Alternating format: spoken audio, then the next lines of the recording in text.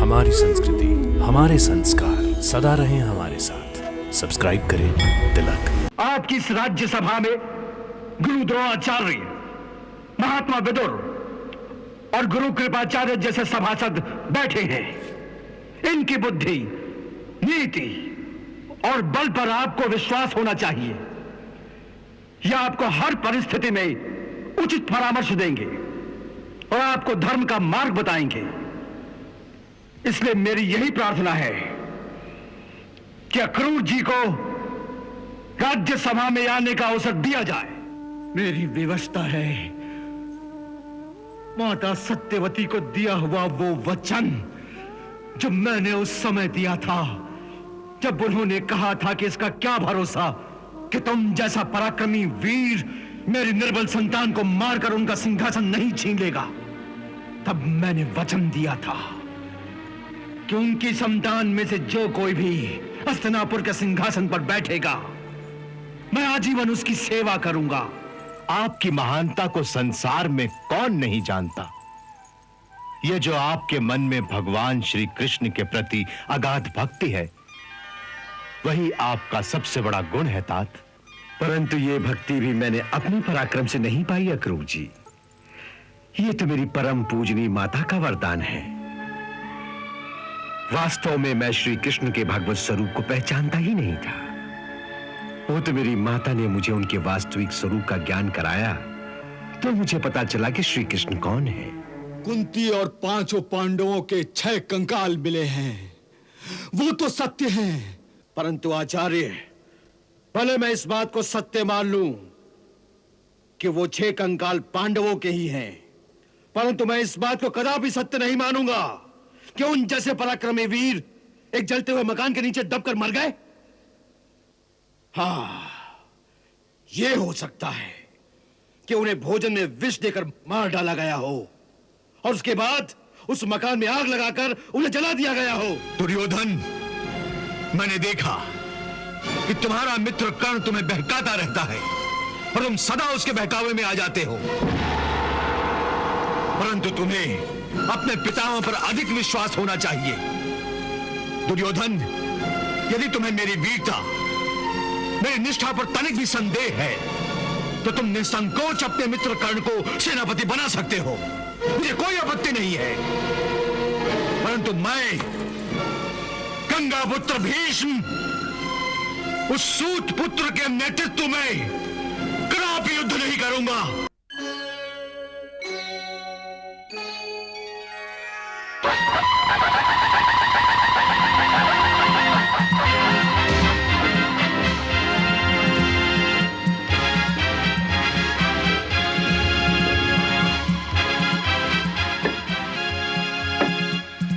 कौरव सम्राट महाराज धृतराष्ट्र राज्यसभा में पधार रहे हैं।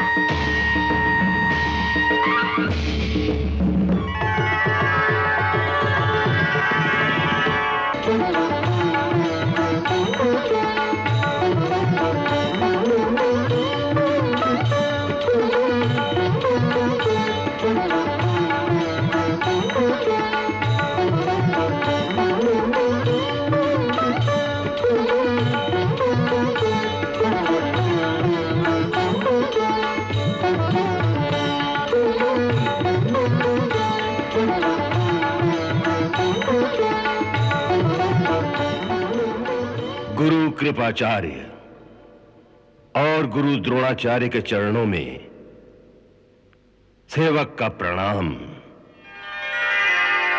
आयुष्मान भव। विजयी भव।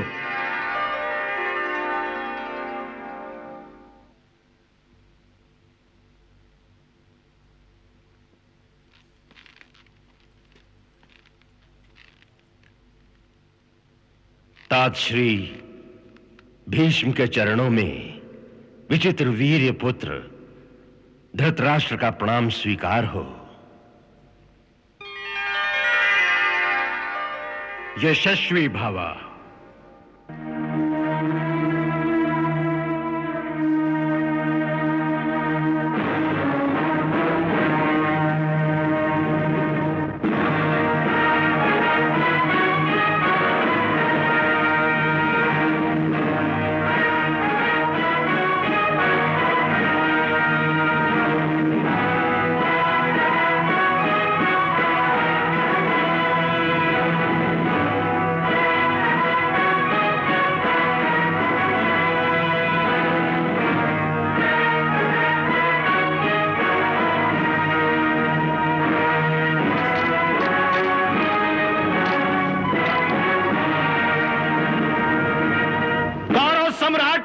धृतराष्ट्र की।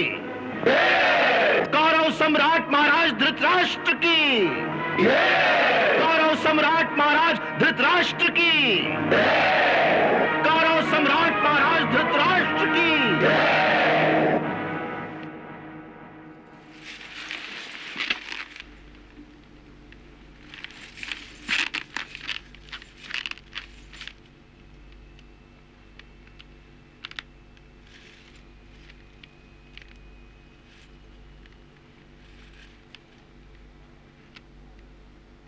महाराज, मथुरा नरेश महाराज उग्रसेन की ओर से एक विशेष संदेश लेकर उनके राजदूत आपकी सेवा में उपस्थित हुए हैं।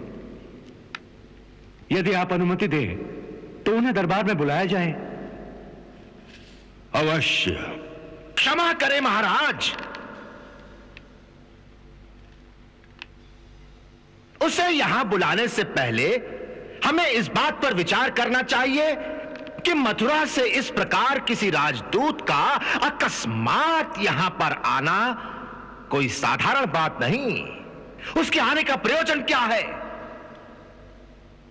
और वो जो आया है वो वहां का कोई साधारण राजदूत है अथवा कोई विशिष्ट व्यक्ति? महामंत्री विदुर, आपने महाराज को इस बात से अवगत नहीं कराया कि वो जो आया है वो है कौन? कौन है?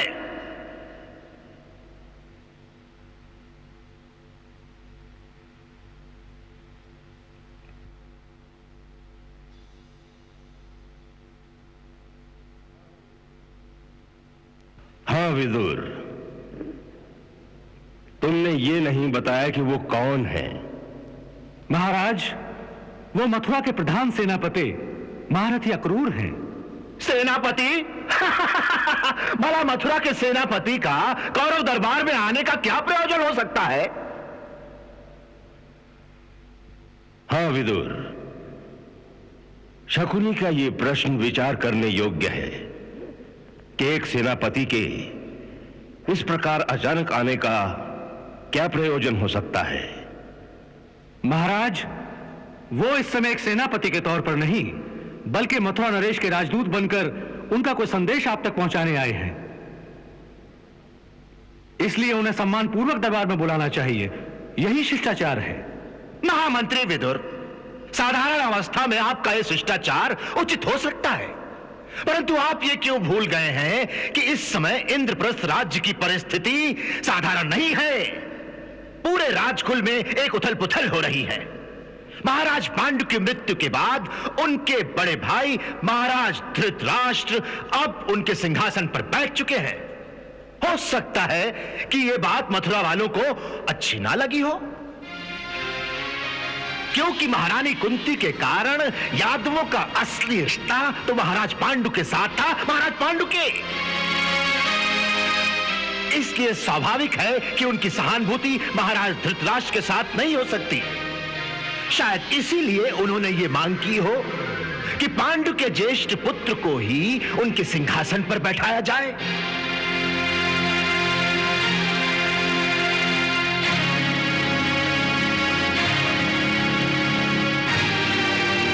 इसलिए महाराज मैं कहता हूं कि इन सारी बातों पर विचार करके हमें यह निर्णय करना चाहिए कि यदि कोई उनकी ऐसी मांग हो तो उस मांग का हमें क्या और कैसे उत्तर देना है।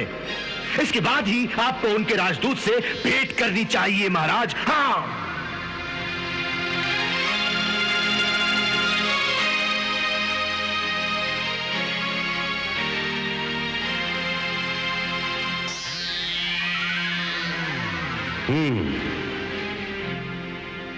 हम कुमार शकुनी की बात से सहमत हैं। हाँ, यही उचित है महाराज, यही उचित है।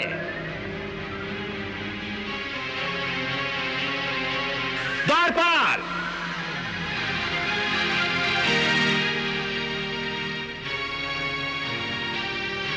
मथुरा के राजदूत से जाकर कहो कि महाराज इस समय किसी आवश्यक राजकार्य में व्यस्त हैं।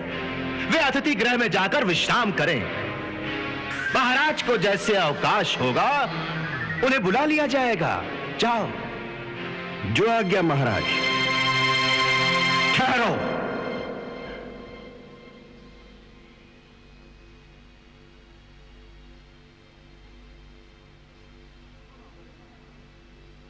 क्षमा करें महाराज, इस प्रकार हर बात में कुमार शकुनी की हां में हां मिलाकर आप बहुत ही अनुचित कर रहे हैं। अरे, राज्य सभाओं की अपनी एक मर्यादा होती है। वहां राजदूतों को इस प्रकार तिरस्कृत नहीं किया जाता, भले ही वो शत्रु के ही भेजे हुए क्यों ना हो। आपकी इस राज्य सभा में गुरु द्रोणाचार्य, महात्मा विदुर और गुरु कृपाचार्य जैसे सभासद बैठे हैं। इनकी बुद्धि, नीति और बल पर आपको विश्वास होना चाहिए। यह आपको हर परिस्थिति में उचित परामर्श देंगे और आपको धर्म का मार्ग बताएंगे। ऐसी स्थिति में आपको किसी भी राजदूत से इस प्रकार डरने की आवश्यकता नहीं। इसलिए मेरी यही प्रार्थना है कि अक्रूर जी को राज्यसभा में आने का अवसर दिया जाए। परंतु और हां, यदि आवश्यक होगा और बात बहुत गंभीर होगी तो उससे यह कहा जा सकता है कि विचार विमर्श के पश्चात हम उसे दूसरी भेंट करेंगे। परंतु पहले उसे अपनी बात कहने का अवसर तो दिया जाए।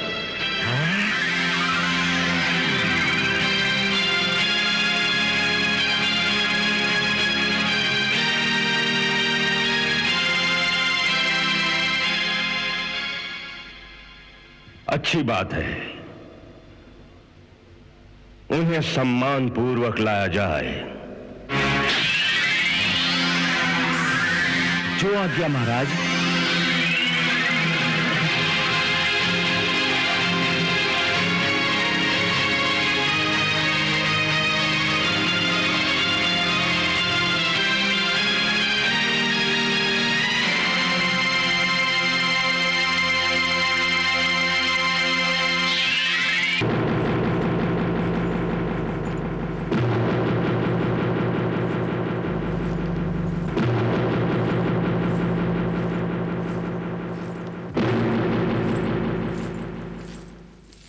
मैं कौरवपति महाराज धृतराष्ट्र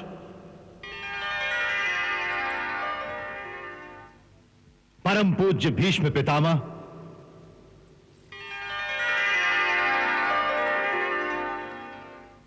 मंत्री महात्मा विदुर,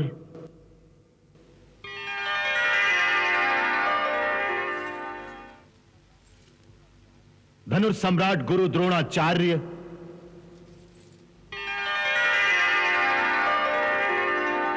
श्रद्धेय गुरु कृपाचार्य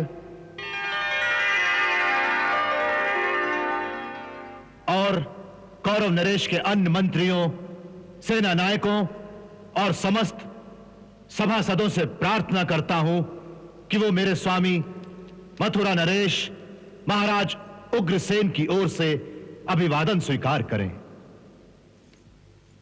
अक्रूर जी, आपका इस सभा में स्वागत है। आसन ग्रहण करें। महाराज, इस अनुग्रह के लिए बहुत बहुत धन्यवाद, किंतु क्षमा करें महाराज, इस समय मैं आसन नहीं ग्रहण कर सकता। क्यों? क्योंकि महाराज, इस समय मैं आपसे कुछ मांगने आया हूं और मांगने वाला अपने दाता के सामने आसन पर नहीं बैठ सकता। हम आपकी वाक्पटुता से प्रसन्न हुए। कहिए, आपके यहां पधारने का क्या कारण है? महाराज, मैंने कहा ना कि मैं कुछ मांगने आया हूं। क्या मांगने आए हैं? सहायता।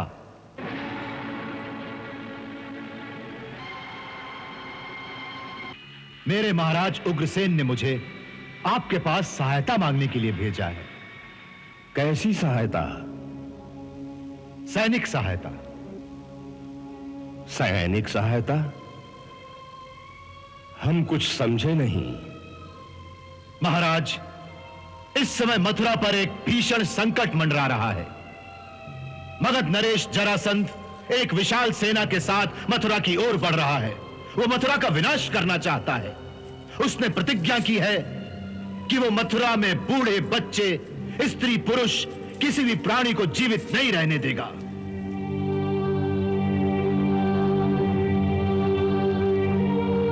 उस पैशाचिक नरसंहार से मथुरा की निरीह प्रजा की रक्षा करने के लिए हम उससे अकेले नहीं लड़ सकते हैं।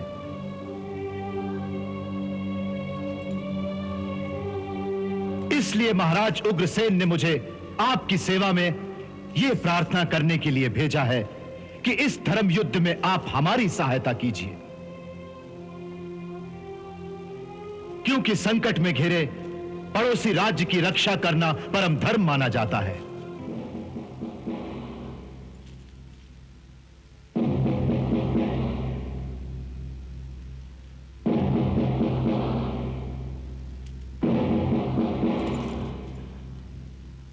वैसे भी महाराज, राजनीति की दृष्टि से देखा जाए तो जरासंध को हराने में हमारी सहायता करना आपके लिए अत्यंत आवश्यक है। क्यों? क्योंकि यदि जरासंध ने मथुरा पर अधिकार कर लिया तो उसके राज्य की सीमाएं आपकी सीमाओं को छूने लगेंगी। इसका अर्थ यह है कि यह एक विशाल शक्ति आपके सिर पर चढ़ जाएगी। इससे किसी समय भी आप भी स्वयं संकट में पड़ सकते हैं।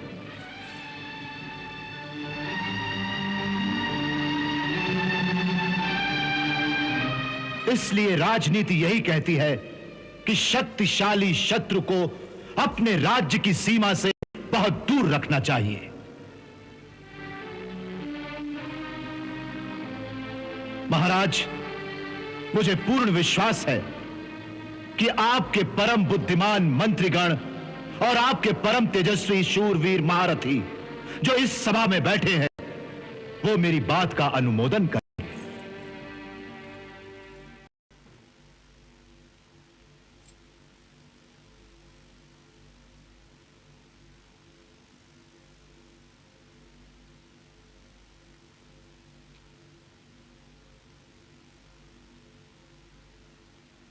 सेनापति अक्रूर, हम आपकी वाणी से प्रभावित हुए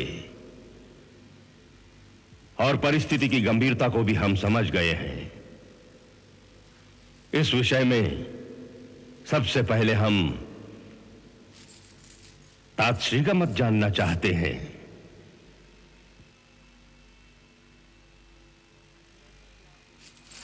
जैसा कि आपने कहा,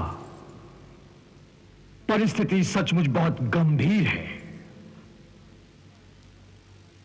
हमारा एक पड़ोसी राज्य संकट में है। ऐसी अवस्था में हमें महाराज उग्रसेन ने जो सहायता की प्रार्थना की है, उस पर अवश्य विचार करना चाहिए। तातश्री बिल्कुल ठीक कहते हैं महाराज। अवश्य विचार करना चाहिए। यह विषय इतना गंभीर है कि इसके हर पहलू पर सोच विचार कर ही हमें कोई निर्णय लेना चाहिए। उचित विचार किए बिना हमें जल्दी में कोई निर्णय नहीं लेना चाहिए।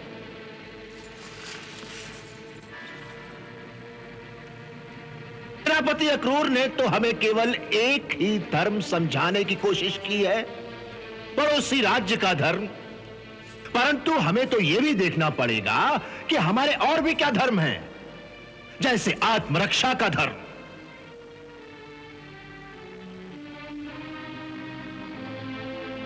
शास्त्र कहता है कि मनुष्य का सबसे पहला धर्म है आत्मरक्षा। हमें उस पहलू को भी देखना चाहिए कि जिसने हमारा कुछ नहीं बिगाड़ा, ऐसे महान शक्तिशाली जरासंध से बिना किसी कारण किसी दूसरे के लिए शत्रुता मोल लेनी चाहिए या नहीं?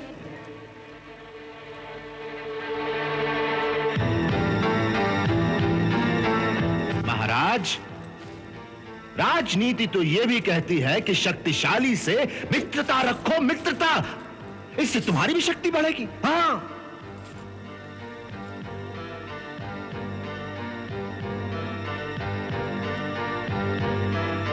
मेरी तो आपसे यही प्रार्थना है महाराज, इस विषय पर विचार करने में कोई जल्दबाजी नहीं करनी चाहिए।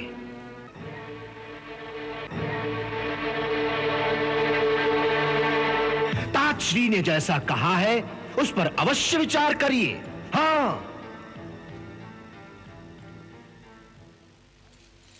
परंतु हर पहलू पर सोच समझकर, और उसके लिए आपको समय चाहिए महाराज, समय। हां,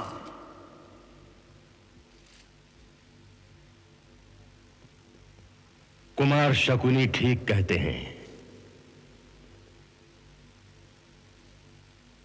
इस विषय पर बड़ी गंभीरता के साथ सोच विचार करने की आवश्यकता है। तब तक सेनापति अक्रूर के लिए राजमहल के अतिथि गृह में विश्राम करने की व्यवस्था कर दी जाए। अरे अतिथि गृह में क्यों महाराज?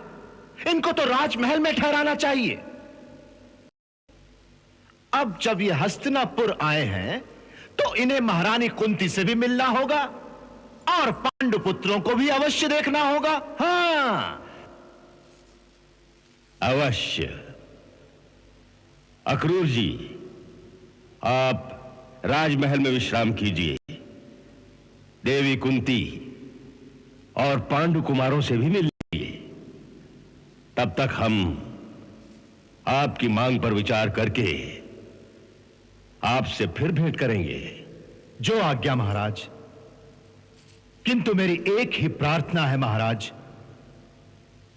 यदि आप उचित समझें तो कृपा करके जितनी जल्दी हो सके इस बात का निर्णय ले लें, क्योंकि शत्रु मथुरा से ज्यादा दूर नहीं है।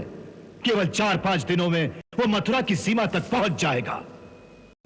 हमें इस परिस्थिति का पूरी तरह आभास है। आपको अनावश्यक प्रतीक्षा नहीं करनी पड़ेगी। बहुत बहुत धन्यवाद महाराज।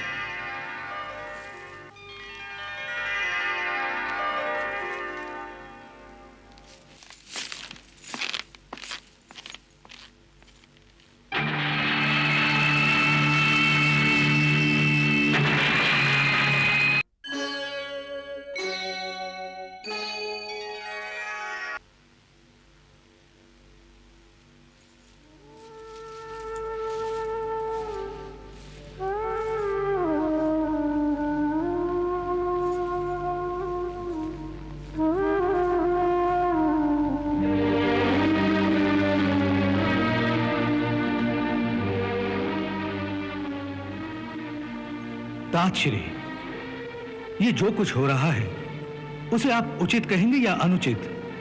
अनुचित, सरासर अनुचित। तो फिर आपकी वाणी मूक क्यों है?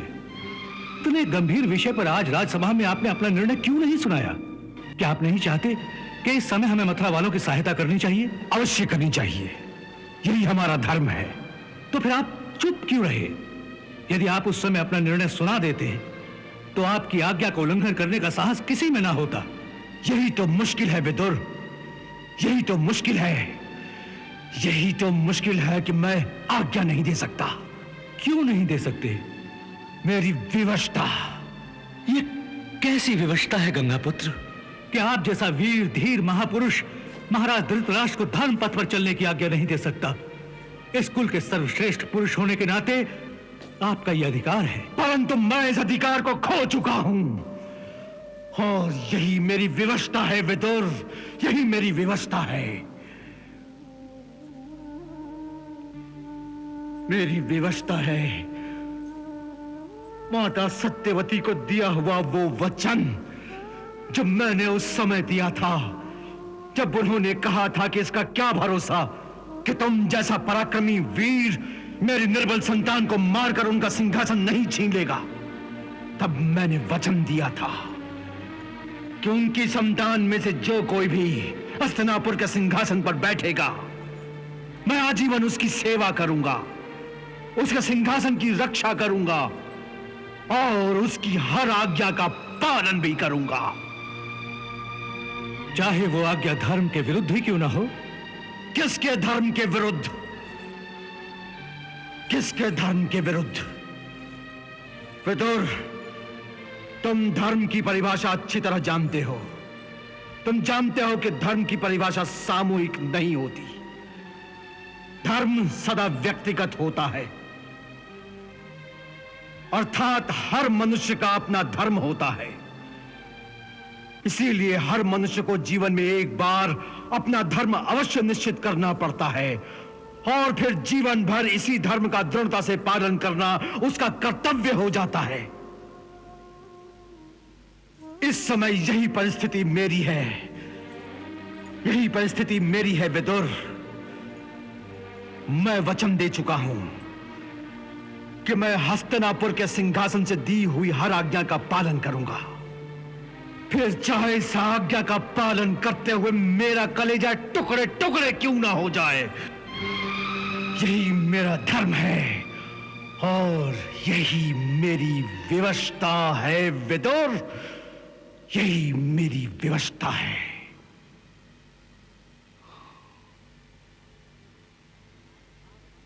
ठीक है, आप आज्ञा नहीं दे सकते, परंतु परामर्श तो दे सकते हैं। परामर्श अवश्य दे सकता हूं, परामर्श देने की मैंने चेष्टा अवश्य की थी, किंतु शकुनी ने मेरी बात काटकर बहस का रुख ही बदल डाला और धृतराष्ट्र के दोनों कान तो केवल शकुनी की आवाज को सुनते हैं और किसी की आवाज उनके कानों तक नहीं पहुंचती। तुमने देखा नहीं विदुर, तुमने देखा नहीं शकुनी ने किस प्रकार मेरी बात को तोड़ मरोड़ कर उसका अर्थ ही बदल दिया। परंतु तुम तो उनके महामंत्री हो, इस अधिकार से तुम उन्हें अब भी राजनीति के अनुसार उचित परामर्श दे सकते हो। मैं महामंत्री तो हूं, परंतु आप जानते हैं कि मेरी वहां क्या परिस्थिति है। एक, मैं उनका छोटा भाई हूं और दूसरी ये, मैं एक दासी पुत्र हूं, इसलिए उनकी दृष्टि में मेरी किसी बात का कोई महत्व नहीं होता। महत्व को भूल जाओ, अपने कर्तव्य को मत भूलो। जब तक महामंत्री के पद पर बैठे हो, तुम्हारा कर्तव्य है कि राजा को राजनीति का वो मार्ग दिखाओ जो धर्म के प्रकाश से आलोकित हो, उसे अधर्म के अंधेरे में जाने से रोको विदुर, अधर्म के अंधेरे में जाने से रोको। तात, जिस राजनीति को शकुनी जैसे राहु का ग्रहण लगा हो, वहां प्रकाश कैसे होगा? वहां तो अंधकार ही अंधकार होगा। कौरव वंश में आज राजनीति नहीं, पुत्र नीति का जोर है और मुझे भय है कि एक दिन यह पुत्र नीति इस वंश का दुर्भाग्य सिद्ध होगी।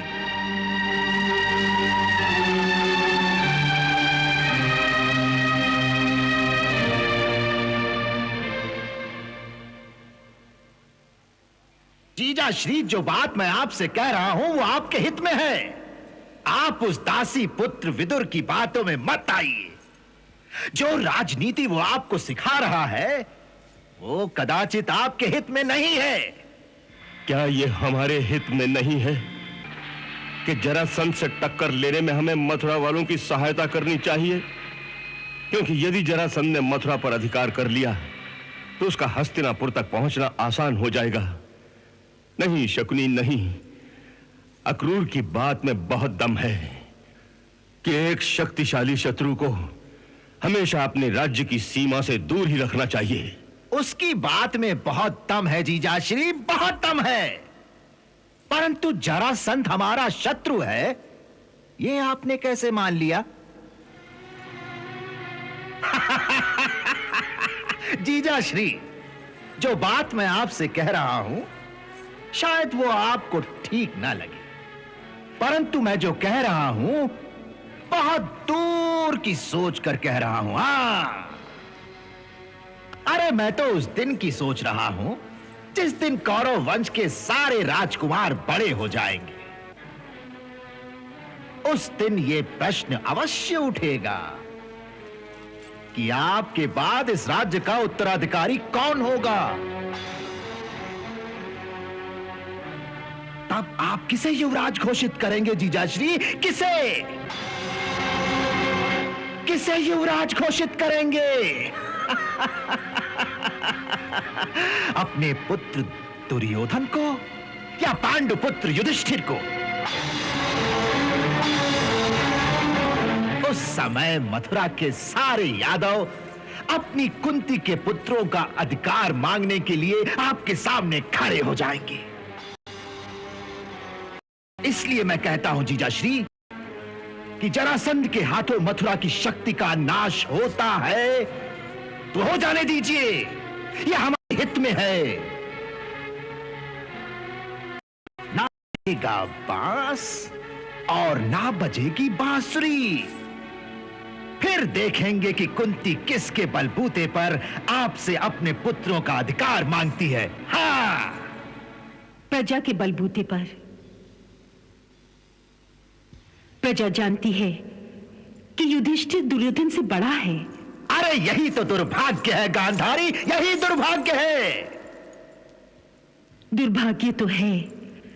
मैंने भी बहुत चाहा था कि यदि नयनहीन होने के कारण मेरे पति को यह राज्य नहीं मिला तो कम से कम नई पीढ़ी का ज्येष्ठ राजकुमार मेरी कोख से जन्म ले, ताकि बड़ा होने के नाते इस राज्य पर उसका अधिकार माना जाए।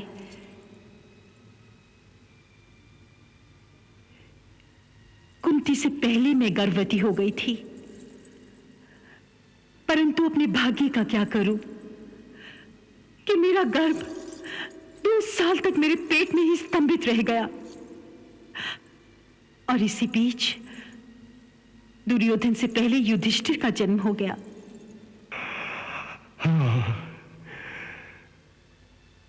सचमुच ये कितना बड़ा दुर्भाग्य है।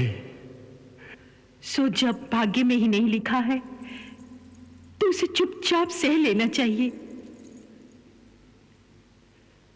इसीलिए कहती हूं भैया कि दुर्भाग्य से लड़ने के लिए इन्हें अधर्म का मार्ग ना दिखाओ। अरे ये धर्म अधर्म की व्याख्या तुम कब से करने लगी गांधारी? तुम कब से करने लगी? दुर्भाग्य को चुपचाप सहना कायरों का धर्म है। राजनीति का धर्म तो यह है कि दुर्भाग्य के कारण को ही मिटा देना चाहिए। अर्थात आवश्यकता पड़ने पर पांडु पुत्रों को ही मिटा दिया जाएगा। नहीं, यह धर्म है, यह न्याय है, ये पाप है महाराज। मेरे अंतर में भी इस बात का दुख है कि मेरा पुत्र राजा नहीं बन सकता। मैं भी अपने दुर्योधन को राजा बनाना चाहती हूं भैया, परंतु उसके लिए धर्म का मार्ग नहीं अपना सकती, ना अन्याय का सहारा ले सकती हूं। अरे कैसा अधर्म, कैसा अन्याय, कैसा पाप? महाराज, आप मेरी बात का उत्तर दीजिए। कि राजा का ज्येष्ठ पुत्र ही राज्य का उत्तराधिकारी होता है या नहीं? अवश्य। तो इस समय हस्तिनापुर का राजा कौन है? हम हैं। परंतु ये राज्य आपके पास धरोहर के रूप में है। अरे धरोहर तब तक थी जब तक पांडु जीवित थे। महाराज, उनकी मृत्यु के बाद इस समय आप पूर्ण रूप से राजा हैं कि नहीं? हाँ, हैं। तो बस महाराज, बस इस समय जो राजा, उसी का पुत्र का अधिकारी। शकुनी, तुम्हारी युक्ति और बुद्धि दोनों सराहनीय है। वाह वाह। यदि तुम होगे तो मेरा बेटा दुर्योधन अवश्य यहां का युवराज बनेगा। अवश्य रहूंगा महाराज, अवश्य रहूंगा। मैं आपको वचन देता हूं कि जब तक अपने प्रिय भांजे दुर्योधन का रास्ता साफ न कर दूं, मैं अपने राज्य गांधार वापस नहीं जाऊंगा। परंतु प्रजा ना मानी तो वही राजनीति का धर्म कि कांटा ही उखाड़ दो, कांटा ही उखाड़ दो।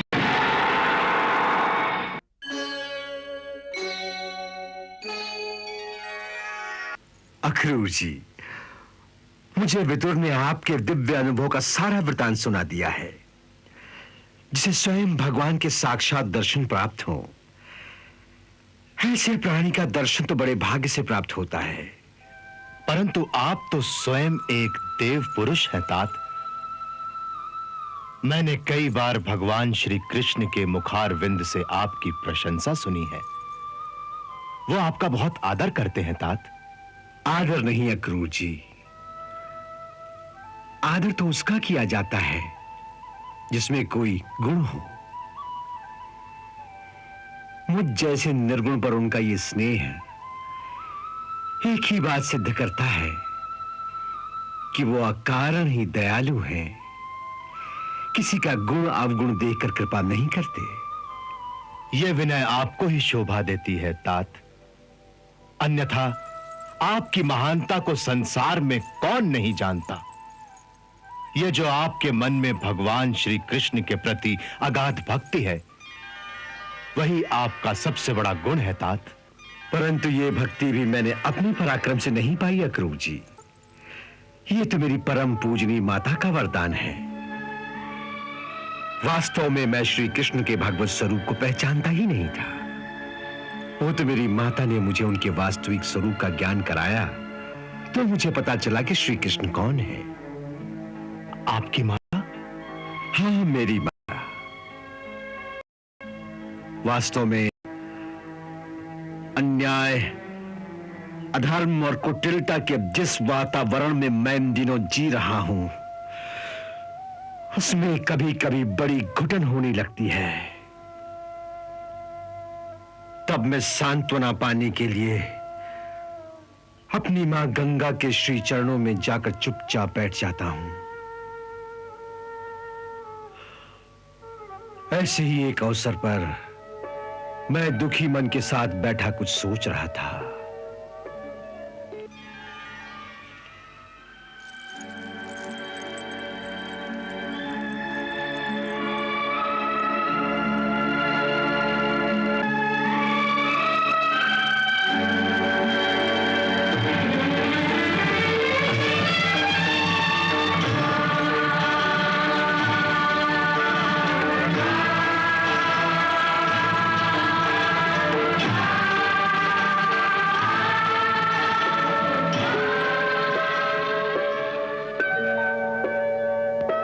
वत्स, देवव्रत, किस गहरी चिंता में हो?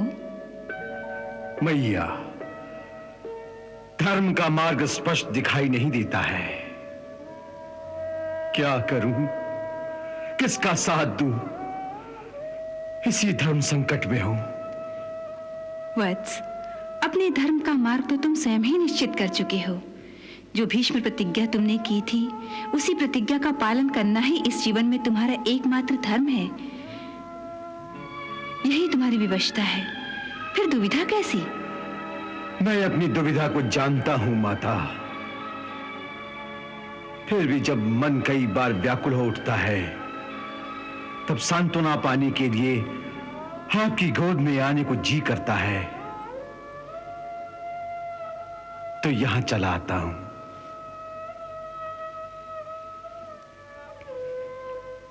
अच्छा करते हो। अपने बालक के लिए माता की गोद सदा खुली रहती है। एक बात पूछना चाहता हूं माता। क्या? आप जैसी पुण्य सलीला माता के गर्भ से जन्म लेने के बाद भी मुझे इस पाप भरे वातावरण में क्यों जीना पड़ रहा है? मेरा ऐसा भाग्य क्यों? देवव्रत, भाग्य प्राणी के अपने कर्मों से ही बनता है। तुम अपने पूर्व जन्म को भूल चुके हो। जब तुम एक महान वसु थे, उस जन्म में तुमने अहंकारवश एक महान महर्षि का अपमान किया था। उसी अपमान के कारण उन्होंने तुम्हें इस मृत्युलोक में जन्म लेने का श्राप दिया। उसी श्राप के कारण तुम्हारा ये जन्म हुआ है। परंतु उस श्राप में भी एक वरदान छुपा हुआ है जो तुम नहीं जानते। कैसा वरदान माता? इस समय जब तुम इस मृत्युलोक में जी रहे हो, उसी समय भगवान श्री कृष्ण स्वयं इस धरती पर विराजमान होकर नरलीला कर रहे हैं। देवता, गंधर्व, ऋषि मुनि हजारों जन्मों की तपस्या के पश्चात भी जिनका स्वरूप नहीं जान सकते, तुम्हें उनका प्रत्यक्ष साक्षात्कार इसी जन्म में होगा। इससे बड़ा सौभाग्य और क्या हो सकता है? अपने कर्तव्यवश तुम्हें उनके विरोधी दल में खड़े होकर उनके साथ युद्ध भी करना पड़ेगा, परंतु इसके लिए भी वो तुम्हारी कर्तव्य परायणता का आदर करेंगे। वो भक्त वत्सल हैं। उनकी शरण में जाओ वत्स, वो तुम्हें अपनी भक्ति प्रदान करेंगे। तुम्हें एक और गूढ़ मर्म समझाती हूं। तुम्हें तुम्हारे पिताश्री ने इच्छा मृत्यु का वरदान दिया है, अर्थात तुम जब चाहोगे और जहां चाहोगे तुम्हारी मृत्यु होगी। इसलिए मैं तुम्हें परम कल्याण का मार्ग बताती हूँ, इसे ध्यान से सुनो। कहिए मैया। पहली बात ये कि तुम श्री कृष्ण के चरणों में अपने मन को लगाओ, उनकी शरण में चले जाओ। वो तुम्हारा मार्गदर्शन भी करेंगे और तुम्हें अपनी भक्ति भी प्रदान करेंगे। जी। और दूसरी गूढ़ बात यह है कि अंत में जब तुम ये शरीर छोड़ने का निर्णय करो, तो तुम इस शरीर को उसी समय त्यागना जब श्री कृष्ण तुम्हारे सम्मुख खड़े हों। बस ऐसा करते ही तत्काल तुम्हें मोक्ष की प्राप्ति होगी।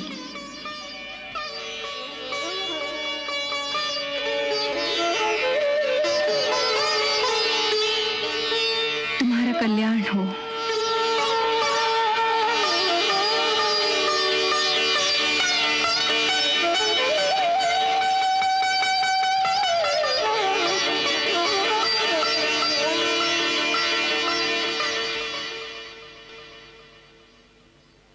तब से जब भी मन में कोई दुविधा उत्पन्न होती है, मैं पूजा में बैठकर श्री कृष्ण का चिंतन करता हूं।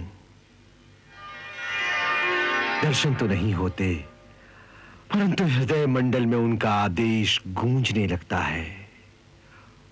वो सदा एक ही बात कहते हैं कि निष्काम भाव से अपना कर्तव्य करते रहो, बस। हाँ तात,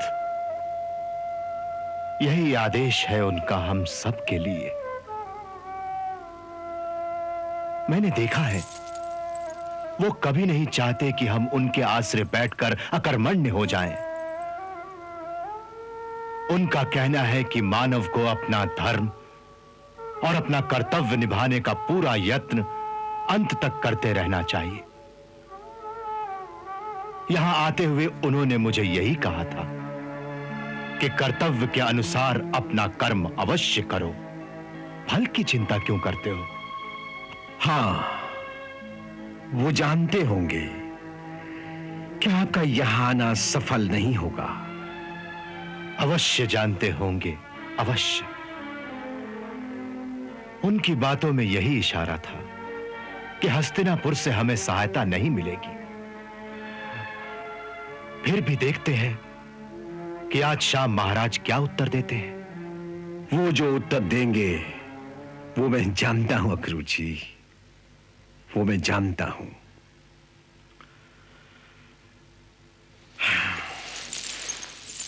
इस राज्य परिवार का वातावरण बड़ा दूषित हो गया है।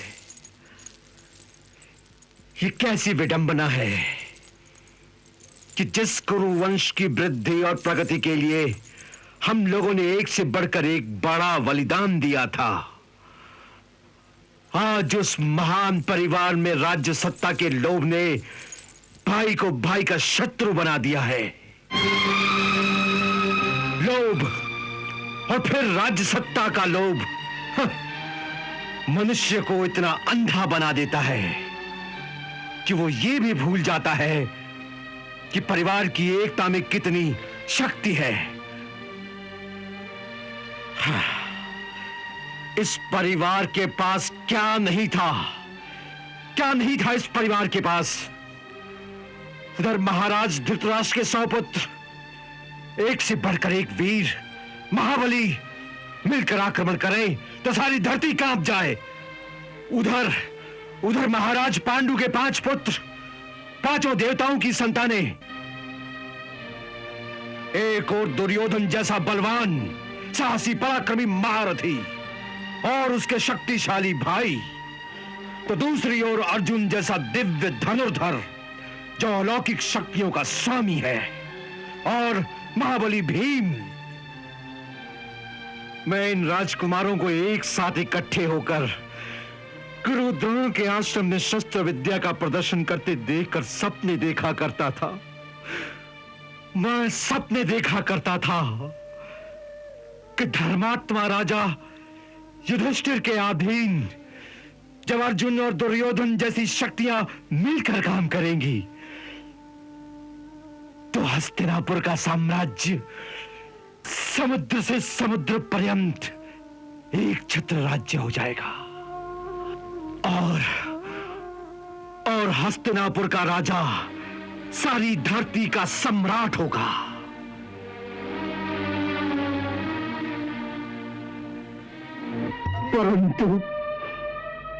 परंतु स्वार्थ और लोभ ने इस परिवार की शक्ति के टुकड़े टुकड़े कर दिए।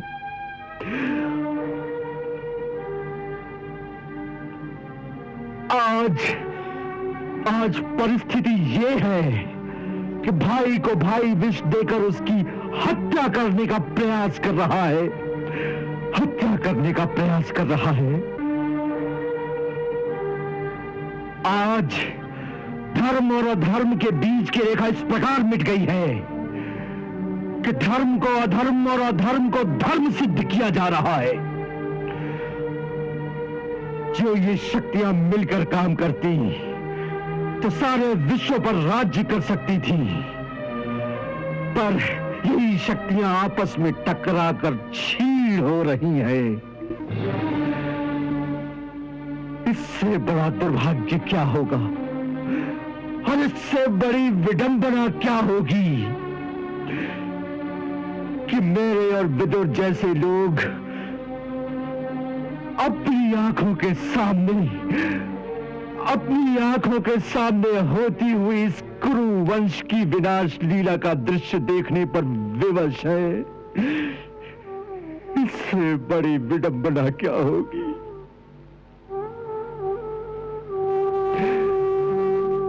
हे प्रभु, तेरी यही इच्छा है तो कोई क्या कर सकता है, तो कोई क्या कर सकता है, कोई क्या कर सकता है।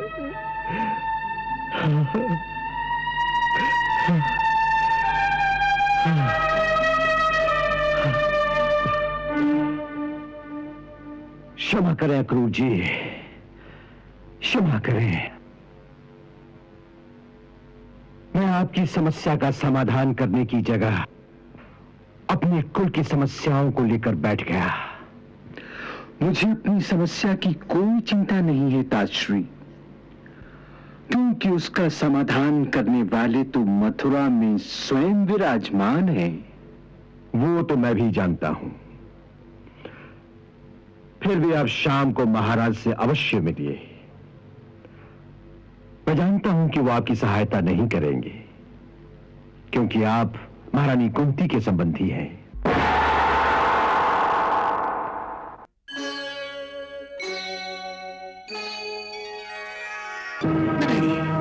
नहीं, मुझे इस बात पर विश्वास नहीं होता कि पांचों पांडव अपनी माता के समेत उस मकान में जलकर मर गए हैं।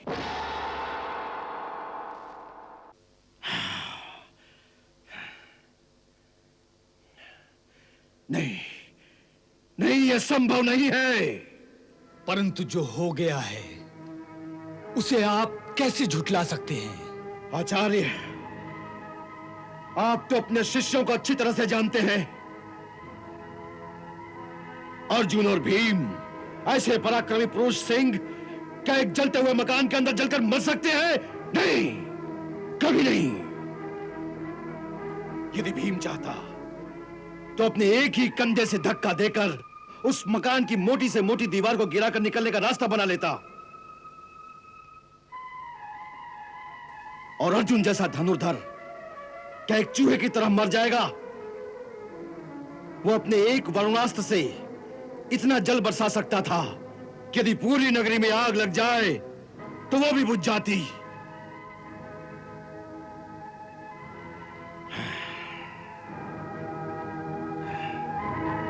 इसीलिए मैं मानने को तैयार नहीं कि पांडव उस आग में जलकर मर गए। परंतु वो 6 कंकाल जो मिले हैं उस प्रमाण को हम कैसे झुठला सकते हैं? यही एक प्रमाण है जिसका मैं खंडन नहीं कर सकता, जिसका मैं खंडन नहीं कर सकता। फिर भी न जाने क्यों मेरी आत्मा को विश्वास है, जैसे कोई अज्ञात शक्ति मुझसे कह रही है कि यह समाचार मिथ्या है, यह समाचार मिथ्या है। एक बार पूज्य भ्राता वेद व्यास जी ने मुझसे कहा था कि इंद्रपुत्र अर्जुन सारे संसार को विजयी करके अपने बड़े भाई युधिष्ठिर को चक्रवर्ती राजा बनाएगा। और ज्योतिष विद्या के अनुसार अर्जुन की जन्म कुंडली भी यही कहती है। आचार्य, तो आचार्य, वेद व्यास का वचन कैसे झूठा हो सकता है? ज्योतिष शास्त्र कैसे झूठा हो सकता है? कभी कभी गणित में भी भूल हो सकती है, क्योंकि महामुनि वशिष्ठ ने स्वयं राम के राज्याभिषेक का शुभ मुहूर्त निश्चित किया था और उसी शुभ मुहूर्त में राम को राज्य सिंहासन की जगह पर वनवास मिला था। सो कभी कभी ज्योतिष की गणना में भी भूल हो सकती है, क्योंकि कुंती और 5 पांडवों के 6 कंकाल मिले हैं, वो तो सत्य हैं। परंतु आचार्य, भले मैं इस बात को सत्य मान लूं कि वो 6 कंकाल पांडवों के ही हैं, परंतु मैं इस बात को कदापि सत्य नहीं मानूंगा कि उन जैसे पराक्रमी वीर एक जलते हुए मकान के नीचे दबकर मर गए। हाँ, यह हो सकता है कि उन्हें भोजन में विष देकर मार डाला गया हो और उसके बाद उस मकान में आग लगाकर उन्हें जला दिया गया हो। हाँ, ये सत्य हो सकता है। कितना भयंकर षड्यंत्र रचा गया होगा, कितना भयंकर षड्यंत्र। और विस्मय की बात तो यह है कि विदुर के गुप्तचर विभाग को भी इस बात का पता नहीं चला।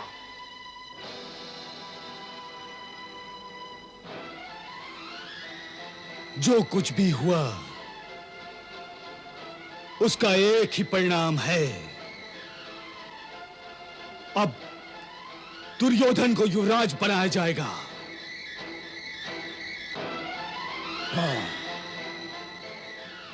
और अब हमें उसे स्वीकार करना होगा। युवराज दुर्योधन के श्री चरणों में उनके मामा का नमस्कार स्वीकार हो।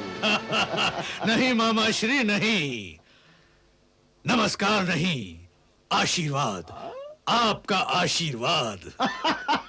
अरे वो तो है भांजे। मैं तुमसे एक ही सीधा सा प्रश्न पूछना चाहता हूं विदुर। क्या सचमुच वारणावत के उस मकान में सहसा आग लग जाने से ही पांडवों की मृत्यु हुई है? तुम्हारा राजनीति का ज्ञान क्या कहता है? तुम्हारे अपने अनुमान में यह दुर्घटना सच्ची लगती है या नहीं?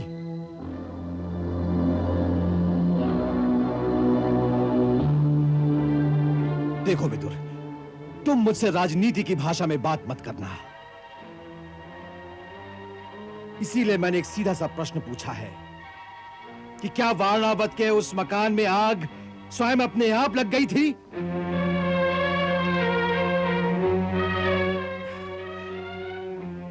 देखो, अगर सत्य जानते हो तो साफ साफ बताओ, और अगर सत्य नहीं जानते हो तो अपने अनुमान से बताओ।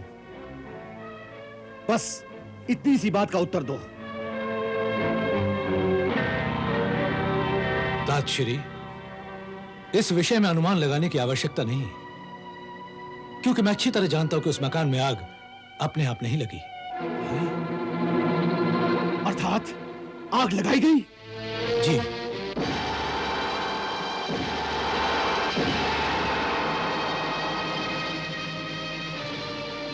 अब दूसरा प्रश्न। जिस समय आग लगाई गई उस समय पांडव उसके अंदर थे? जी।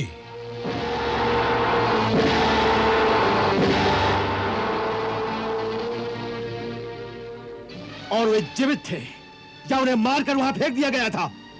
जी, जीवित थे और अंदर थे। जीवित थे तो होश में थे या बेहोश थे? जी, होश में थे। नहीं, ये झूठ है विदुर। तुम अच्छी तरह से जानते हो कि भीम के शरीर में 10,000 हाथियों का बल है। उसकी एक ही मुष्टि के प्रहार से उस मकान की दीवारें टूट सकती थी। फिर वे उस मकान की दीवारों को तोड़कर बाहर क्यों नहीं निकल आए? क्या वे दीवारें लोहे की बनी हुई थी? जी नहीं तातश्री, लोहे की नहीं, वो दीवारें लाख की बनी हुई थी। लाख की? तुम्हारा कहना है कि लाख का घर बनाया गया था? जी हाँ तातश्री, इसलिए उसमें आग लगते ही क्षण भर में सब कुछ भस्म हो गया।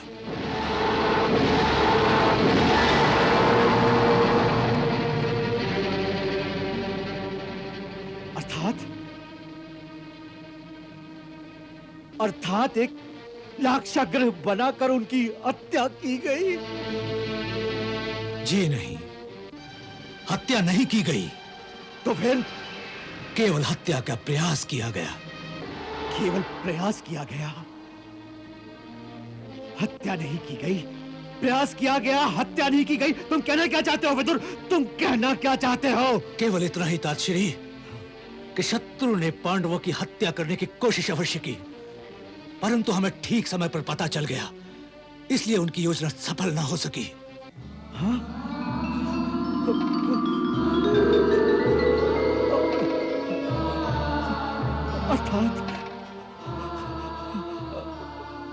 अर्थात पांडव मरे नहीं, वो जीवित हैं।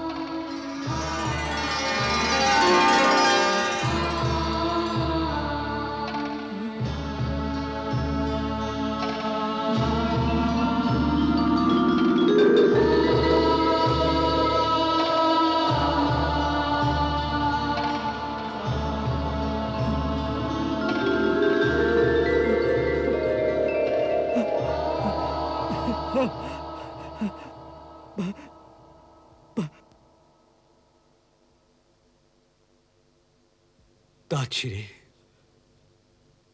यह केवल आपके आशीर्वाद के पुण्य प्रताप से ही संभव हो सका, अन्यथा शत्रु ने तो हमें मात दे ही दी थी। केवल आपके पुण्य प्रताप से सब बच गए।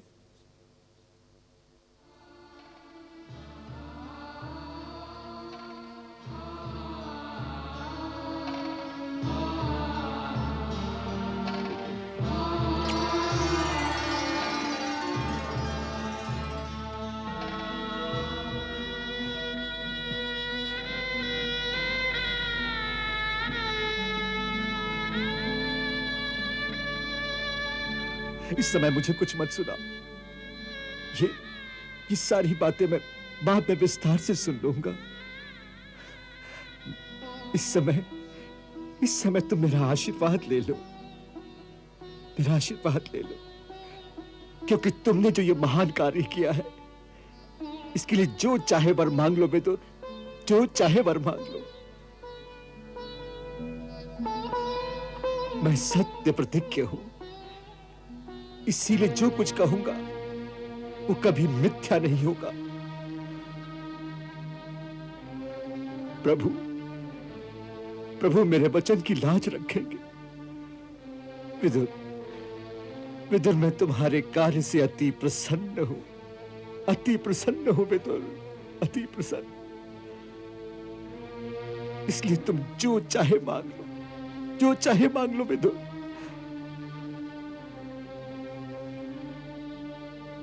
मैं जानता हूं तात कि आपकी वाणी में सत्य की शक्ति है। आप जो भी आशीर्वाद देंगे वो निष्फल नहीं जाएगा। इसलिए यदि मुझे देना चाहते हैं तो केवल यह वर दीजिए कि भगवान श्री कृष्ण के चरणों में मेरी भक्ति सदैव स्थिर बनी रहे। वाह वाह विदुर, धन्य हो तुम, और धन्य है तुम्हारी प्रभु भक्ति। मैं तुम्हें आशीर्वाद देता हूं कि प्रभु के श्री चरणों में तुम्हारी भक्ति सदैव बनी रहे, और यदि मेरी भक्ति का भी कोई फल है तो वो तुम्हें प्रदान करे। तथास्तु, तथास्तु, तथास्तु, तथास्तु, तथास्तु, तथास्तु, तथास्तु, तथास्तु, तथास्तु।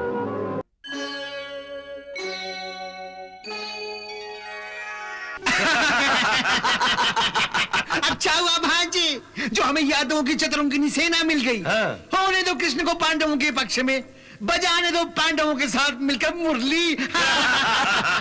हाँ मित्र दुर्योधन, अब तो हमारे पास सेना का विशाल सागर है। अस्त्र शस्त्र से सुसज्जित सेना की हमें तो कोई कमी नहीं रही। परंतु ऐसी अक्षोहिणी सेना के लिए हमें एक परम प्रतापी सेनापति की आवश्यकता है। कौरवों की सेना के सेनापति तो पितामह ही होंगे मित्र कर्ण।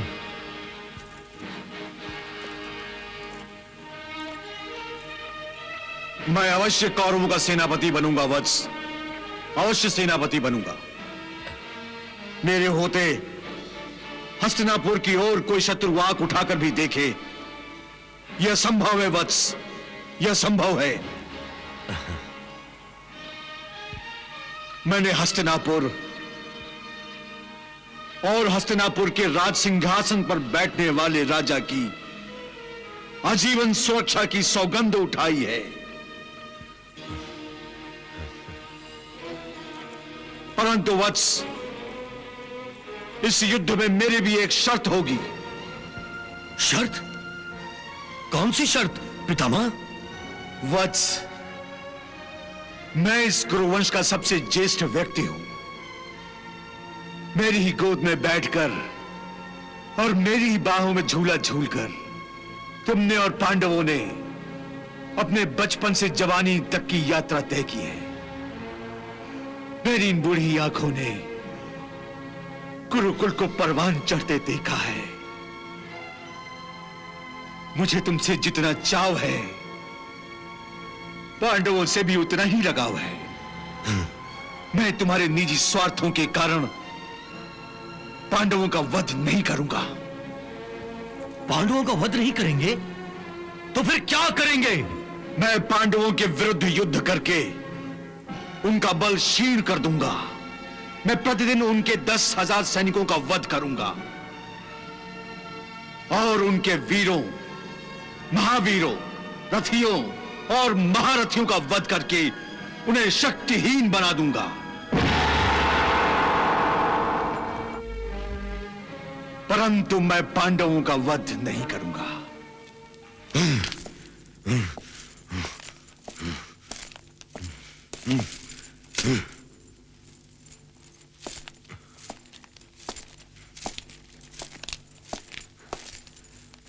मामाश्री, यदि पितामह की भांति सभी एक एक करके पांडवों के वध के विरोधी हो जाएं, तो युद्ध भूमि पर 5 पांडवों के विरुद्ध 5 कौरव भी नहीं रहेंगे। इस तरह तो मैं अकेला हो जाऊंगा मामाश्री, अकेला हो जाऊंगा। नहीं मित्र दुर्योधन, अभी मित्रता के नाम पर जान देने वाला महावीर कर्ण जीवित है। मेरे होते हुए तुम अकेले नहीं हो सकते हो। तुम्हारे अपने तुम्हें धोखा दे सकते हैं, परंतु मैं नहीं। हाँ भांजे, अंगराज कर्ण ठीक कह रहे हैं। पितामह के पांडवों का वध न करने की शर्त ने तो मेरे विश्वास के दुर्ग को रेत की दीवार की भांति ढहा दिया था। भांजी, अब हमें पितामह पर पूर्णतः विश्वास नहीं करना चाहिए। हाँ, यदि पितामह पर विश्वास ना करूं तो फिर कौन है जिसे मैं कौरवों का सेनापति बना सकूं, जो पांडवों के अस्त्र और शस्त्रों की आंधी के सामने पहाड़ बनकर खड़ा हो सके? मामाश्री, कौन है वो? क्या अपने मित्र के फौलादी सीने को भूल गए हो, जिससे बड़े बड़े पहाड़ टकराकर टुकड़े टुकड़े हो जाते हैं? यदि पांडवों के पास अस्त्रों शस्त्रों का भंडार है, तो मैं भी कहां कंगाल हूं। सूर्यपुत्र, मैं तो उसे सूतपुत्र ही कहूंगा। दुर्योधन, तुम्हारे मित्र कर्ण को तो कल्पना विलास की आदत है। वो अहंकार के अधीन होकर सदा सर्वदा बड़ी बड़ी बातें ही करता है। हाँ। परंतु वत्स, युद्ध में शब्द नहीं, शस्त्र चलते हैं। क्या उस सूतपुत्र ने कभी वीर पांडवों पर विजय प्राप्त की है? नहीं ना? तो फिर तुम क्यों उसकी वीरता के गुण गाते रहते हो? दुर्योधन, मैंने देखा कि तुम्हारा मित्र कर्ण तुम्हें बहकाता रहता है और तुम सदा उसके बहकावे में आ जाते हो। परंतु तुम्हें अपने पितामह पर अधिक विश्वास होना चाहिए। दुर्योधन, यदि तुम्हें मेरी वीरता, मेरी निष्ठा पर तनिक भी संदेह है, तो तुम निसंकोच अपने मित्र कर्ण को सेनापति बना सकते हो। मुझे कोई आपत्ति नहीं है। परंतु मैं गंगापुत्र भीष्म उस सूत पुत्र के नेतृत्व में कदापि युद्ध नहीं करूंगा, कदापि युद्ध नहीं करूंगा। ये मेरा अंतिम निर्णय है।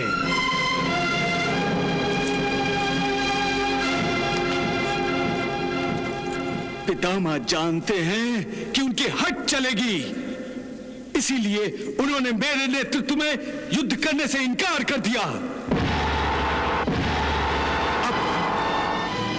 अब तुम भी मेरा अंतिम निर्णय सुन लो कि जब तक पितामह युद्ध में सेनापति बने रहेंगे, तब तक मैं उनके नेतृत्व में युद्ध नहीं करूंगा।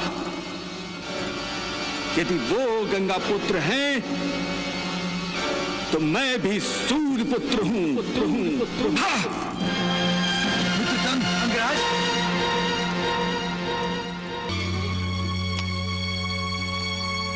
भीष्म पितामह दुखी और चिंताग्रस्त हो गए थे, क्योंकि हालात ने यह निश्चित कर दिया था कि अब युद्ध होगा। उनकी समझ में यह नहीं आ रहा था कि क्या करें क्या न करें। इस दुविधा से निकलने और मार्गदर्शन के लिए वो अपनी माता गंगा के पास गए और अपनी समस्या और दुख प्रकट किया।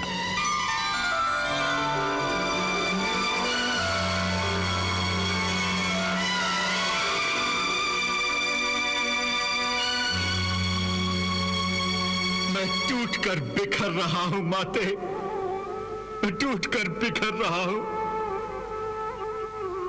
जिस हस्तिनापुर के लिए मैंने अपने सारे सुखों का त्याग किया था, जिस हस्तिनापुर के राज सिंहासन की रक्षा के लिए मैंने आजीवन ब्रह्मचर्य की प्रतिज्ञा ली थी, आज उसी राज सिंहासन के लिए भाई भाई में तलवारें निकल आई है। मैंने कभी सपने में भी नहीं सोचा था कि मुझे अपने प्रिय पांडवों के विरुद्ध हथियार उठाने पड़ेंगे। बता, क्या यही दिन देखने के लिए मुझे लंबी आयु का वरदान मिला था? पुत्र, समस्याओं से घबराकर मृत्यु को ढूंढना, जीवन को कोसना एक वीर पुरुष को शोभा नहीं देता। तो फिर मैं क्या करूं माते, मैं क्या करूं? मैं जीवन के ऐसे विचित्र मोड़ पर खड़ा हूं जहां से कुछ दिखाई नहीं देता। वत्स, जब मनुष्य को ममता की शीतल छांव में शांति ना मिले तो फिर उसे भगवान की शरण में जाना चाहिए, क्योंकि ममता की छांव के बाद यदि कहीं शांति मिलती है तो वो प्रभु की शरण में है। इसलिए वत्स, तुम भगवान श्री कृष्ण का सच्चे मन से स्मरण करके उनकी शरण में जाओ। वही तुम्हें आत्मा की सच्ची शांति मिलेगी, वही तुम्हारा मार्गदर्शन करेंगे। जो आज्ञा माता श्री।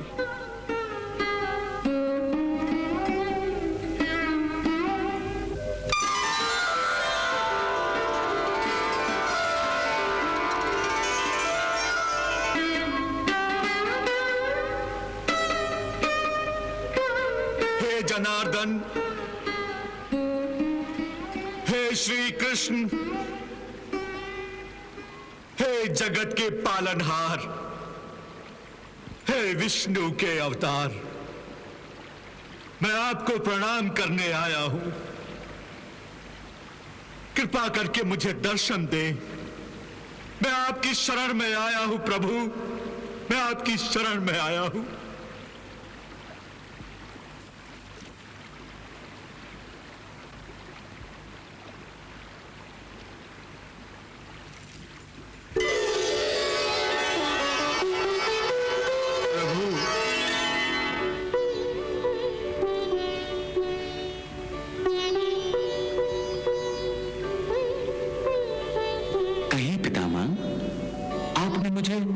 किसने स्मरण किया है? हे करुणा निधान, मैं जीवन में जब भी उदास और निराश हो जाता हूं, किसी धर्म संकट में पड़ जाता हूं, तो अपनी मां गंगा माता के आंचल में जाकर छुप जाता हूं। गंगा माता के दर्शन मात्र से ही मेरी सारी चिंताएं दूर हो जाती हैं, मुझे शांति मिल जाती है।